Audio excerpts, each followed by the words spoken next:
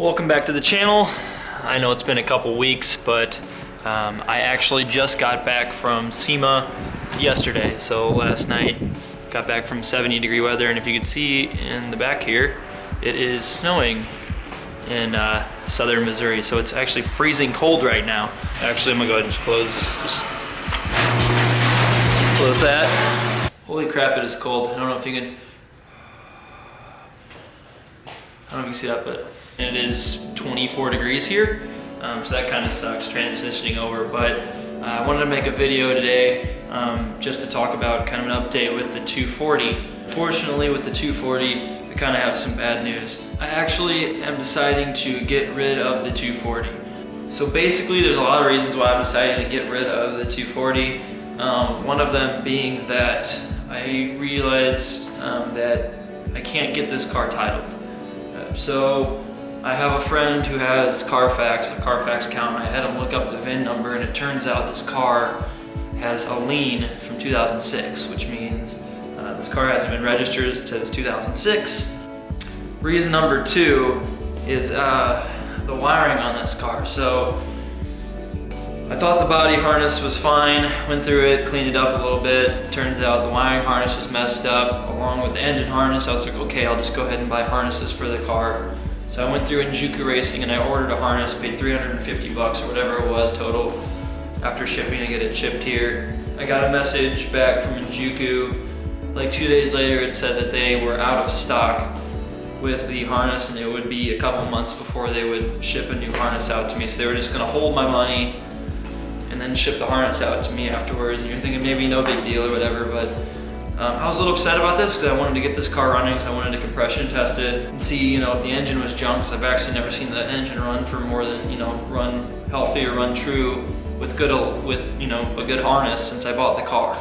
So I emailed a representative in Injuku, and he pretty much told me that I'd have to wait. There's no way that I can get it. The reason for this was basically what he was saying was that they have so many parts that they can't keep track of their stock. So they're not made for order. They ship in the KA wiring harnesses, but they don't keep track of the stock. So they were out of stock, they just didn't update that on their website. So I don't know what's going on with that there. They kind of put a bad taste in my mouth with Injuku, honestly, because the guy was a little rude about it. I did end up getting my money back. But I'm not gonna sit and trash talk Injuku or anything, because I'm sure they're a great company. I'm sure a lot of you use it, but I probably wouldn't be using it. Anyway, I got the car running well enough, rewired some stuff, got the car running well enough to compression test it. And I compression tested it with a O'Reilly's compression tester, and it had 85 PSI across all 4 cylinders. So, compression test again, same thing. That really describes to me as probably this engine's probably toast. So, that's kind of the 3 things there is, 1, wiring, I need all new wiring. 2, I probably need a new engine or at least a new block. And 3, even if I do get all this running and literally rebuild this entire car, and I haven't done the engine swap or the transmission swap yet either. So even if I do all of these things and get this car running, there's still a chance that I won't be able to title this car. But the good news is, because of this car, I've learned a lot about 240s, and I know that I really want to get another one because it's been a lot of fun to work on, and it's just a good looking car despite the age of it, and I can do a lot of things with it. Now I know a lot about it. So basically what I've kind of concluded for this car is that I have people messaging me saying, oh, don't part it out, don't do this, don't do that, the chassis is too clean, there's no rust. It's pretty rare in Missouri for there to be a really clean, straight chassis with no rust. And so I'm not really parting it out. I'll show you what I'm doing with it. Mainly what I'm trying to do is make my money back on the car. I do have further plans for another vehicle. So here in the next couple weeks, I more than likely will be getting another vehicle in here. I'm not gonna say exactly what it is. But let me just go ahead and show you guys kind of what I've taken off here. So as you can see here, I've got some of the panels, door panels, bumpers, tail lights and such, and a trim piece from the back right there that I'm selling. But basically this is it. This is what's going on with it. I've just got the panels off of it. As you can see, I left the mirrors on. It'll have full suspension. You know, not pulling anything out, not pulling out the dash or anything.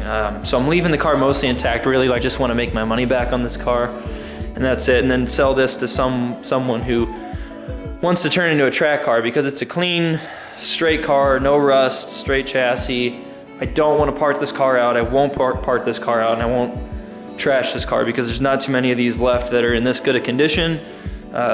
Just trying to make my money back on it and then move on to the next project. Anyway guys, I know this was a short video.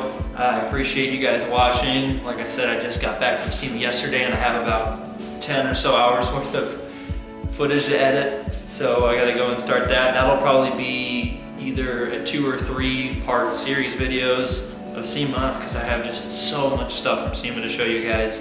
I wanted to say thanks for the people who do watch. Obviously I don't do these videos or make these videos or do, you know, 10, 15 hours of editing per video on these videos for, you know, views or clout or, you know, money or any of these things, trying to get famous. That's not why I do this. I do this because I enjoy making videos. I enjoy making content, working on cars, sharing this stuff with you guys.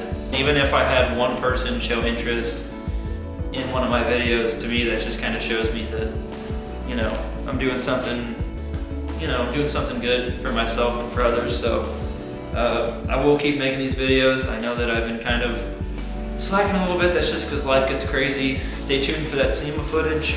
That'll be really, really cool. I try to do the best job of showing exactly what it's like the experience of going through in SEMA and seeing everything and the experience that you feel.